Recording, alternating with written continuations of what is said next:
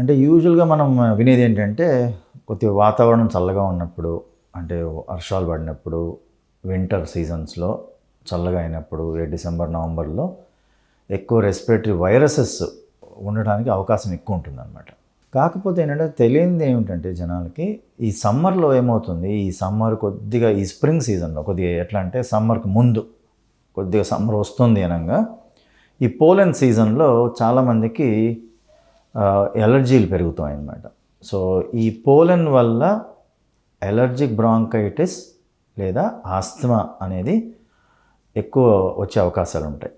So ఎప్పుడూ కూడా only వింటర్లోనే వస్తుంది అని అనుకోవడానికి లేదు. సమ్మర్లో కూడా కొన్నిసార్లు కొన్ని వైరస్లు వస్తాయి.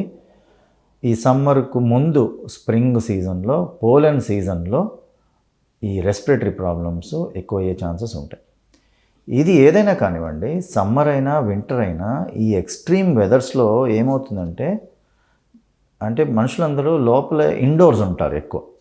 ఇండోర్స్ ఉన్నప్పుడు ఒకళ్ళ నుంచి ఒకళ్ళకి స్ప్రెడ్ అయ్యే అవకాశాలు ఎక్కువ ఉంటాయి.